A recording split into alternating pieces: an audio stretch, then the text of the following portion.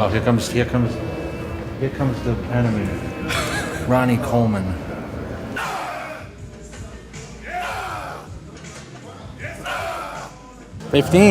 Was it 15? 15. So I'm just trying to go by feel. So as you see, I can do more weight. Keep hold on to this title. You know, it was like I didn't never like do a lot of celebrating. The one that's been there time and time and time again. I fought all those years against Ronnie Coleman, the best bodybuilder. Physique and strategy. Ronnie Coleman and Jay Cutler, two true titans of bodybuilding, crafted their legacies through distinct and contrasting approaches to physique development. Ronnie Coleman, an embodiment of brute strength and dominance, carved out a name for himself with a colossal and powerful physique. Oh, here comes the enemy. Ronnie Coleman. He told me I had to go to class, you know, and do law updates and qualify, you know, with the gun. Makeup is, and I think that, you know, you hear about the food amounts or the drugs or... His reputation as a mass monster was solidified by the remarkable size of his back and legs. Stepping onto the stage, Coleman wasn't just a competitor, he was a force of nature with an imposing presence that left an indelible mark on the history of bodybuilding. In stark contrast, Jay Cutler pursued a path of aesthetic balance and symmetry. His focus went beyond sheer mass, aiming for a harmonious blend of well-proportioned muscles. Cutler's physique was a masterpiece of sculpted proportions and defined lines. When he showcased his body, it wasn't a display of overwhelming power, it was a demonstration of artistry, capturing the essence of bodybuilding as a form of visual poetry. Running the show. The Ronnie Coleman.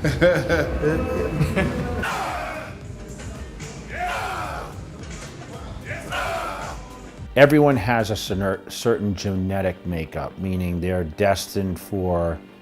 While Coleman's legacy is synonymous with raw power and uncompromising mass, Cutler's contributions lie in the finesse of his carefully crafted physique.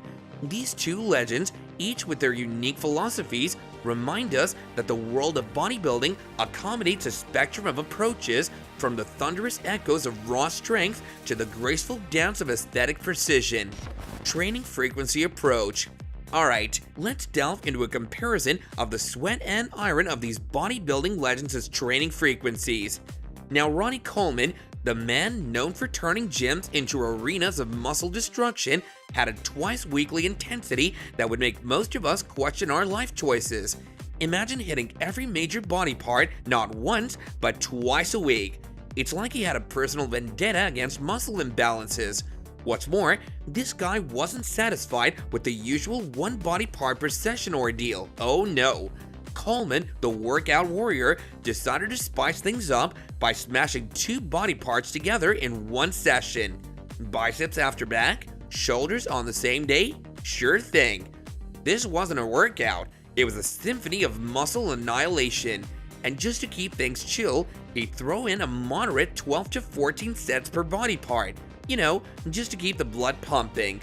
On the flip side, you've got Jay Cutler, the master of the once-weekly, volume-driven routine. 15. Was it 15? 15. So I'm just trying to go by feel. So as you see, I can do more weight. Yeah, baby.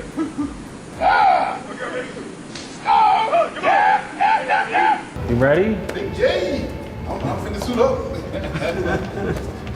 It's a surprise. Now, most folks are content with hitting their muscles just once a week, but not Cutler. He's like, hold my protein shake, I've gotta work. While he typically sticks to the once per week schedule for most body parts, he unleashes the beast when it comes to his back. Instead of the usual routine, he's like a bodybuilding DJ, remixing his back workouts into thickness and width sessions. If that's not enough, he cranks up the volume with a staggering 20 to 24 working sets in his back thickness workout alone. It's like he's telling his muscles, listen up, we're here to grow and we're bringing the whole squad. So in the epic clash of workout styles, you've got Coleman throwing haymakers twice a week, while Cutler's orchestrating a symphony of reps, sets, and muscle mayhem once a week with a back routine that's basically a muscle building opera. Workout structure and strategy.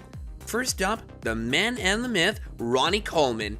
This guy doesn't just lift weights, He orchestrates a muscle symphony. After hammering his back into submission, does he call it a day? Nah.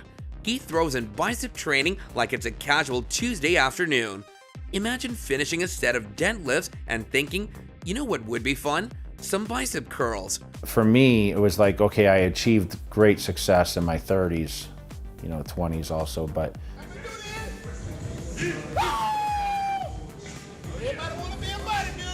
That's the guy that was second last year.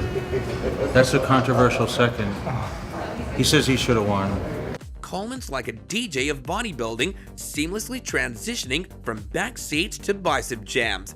And just when you thought he'd take a breather, he throws shoulders into the mix on the same day. It's like a buffet of gains, all you can lift. Now let's swing over to Jay Cutler's back escapades. The man's a sculptor, molding his physique with surgical precision. None of that one-size-fits-all back routine for him. Cutler's got a PhD in backology. He's like, thickness and width, my friends, that's the secret sauce. So he divides his back training into two epic chapters. The thickness workout, where it's all about rows, bent over, T-bar, you name it.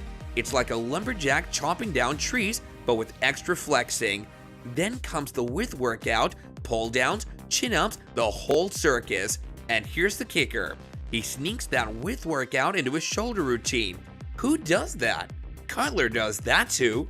It's like he's multitasking gains where the back and shoulders share a workout playlist.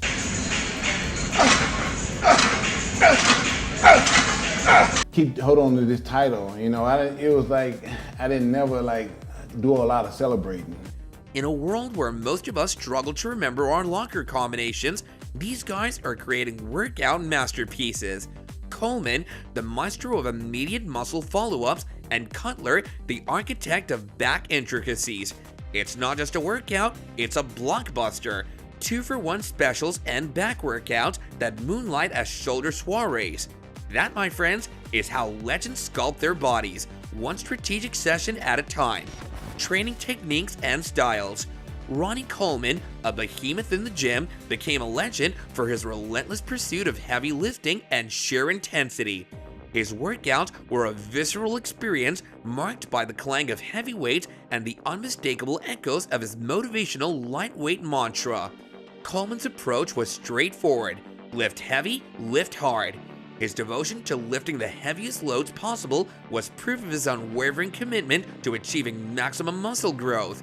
In the crucible of the gym, Coleman wasn't just building a physique, he was sculpting a monument of power. I really like this movement. It really gives me a good contraction. So it works similar to dumbbells. Of course I did, I would do cardio before work, and then when I get off from work, I do cardio again. And I think that there's a lot of misconception with the top guys using more stuff or doing more damage. In stark contrast, Jay Cutler approached the iron with a strategic finesse. His training style wasn't about brute force alone. It was a calculated dance of precision and efficiency. Cutler's workout resembled a well-orchestrated symphony, emphasizing volume and a strategic selection of exercises. He wasn't merely lifting weights. He was isolating muscles with a surgeon's precision, crafting a physique that wasn't just powerful, but also intricately defined. For Cutler, the gym was his laboratory, and his approach was proof of training smart and efficiently, forging a body that was both aesthetically pleasing and functionally formidable.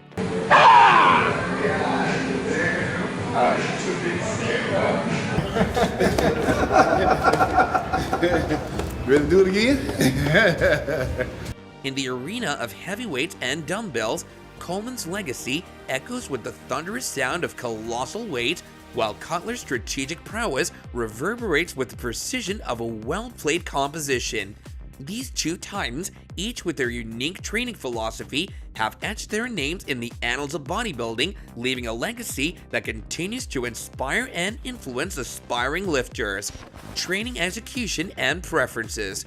Both champions found common ground in the 10 to 12 rep range, a sweet spot for muscle growth. However, the divergence emerged in the volume gain. Coleman, the embodiment of raw power, stuck to a moderate 12 to 14 sets per body part, favoring intensity over sheer quantity. So I had to go by the rules, and I had to show up for work all the time. I'm like, man, I can't be working all the time and doing your leg. But I'm getting back on track now. My sleep is back on. Like it's, I was on that 9-hour time swing from the last time we. I mean, if you really look at the aspect of like if you go on stage and compete at the Mr. Olympia and you dehydrate yourself. In contrast, Cutler, the strategic tactician, took a different note, embracing an astonishing 20 to 24 working sets in his back thickness workout alone, showcasing his dedication to volume training. Forming a dichotomy in pace, Coleman embodied a leisurely approach, taking ample rest between sets, emphasizing recuperation. Cutler, on the flip side, went for speed, keeping the tempo high and increasing the urgency, especially pre-contest, where resting for less than 45 seconds became the norm. Despite these disparities, a common thread ran through their training philosophies: a shared commitment to the full range of motion. Each repetition, whether under the watchful eye of Coleman or the strategic precision of Cutler, aimed to extract maximum engagement from the targeted muscles. When it came to training partnerships, Coleman's powerhouse status led him to rarely see companionship in the gym. That's throwing my symmetry off, so I wouldn't train arms. So I was focused on, all my body parts, so. One that's been there time and time and time again. I fought all those years against Ronnie Coleman, the best bodybuilder. Cutler, the self-motivator, sometimes embraced solitude in his workouts, showcasing his ability to push himself to the limit. In the selection of exercises, Coleman adhered to the basics, emphasizing free weight principles with barbells and dumbbells as his primary tools. Cutler, meanwhile, diversified his routine, incorporating mechanical exercises for greater refinement, pointing to his belief in adapting his regimen to the demands of his physique. Well guys, that's gonna do it for this video. See you next time, and bye for now.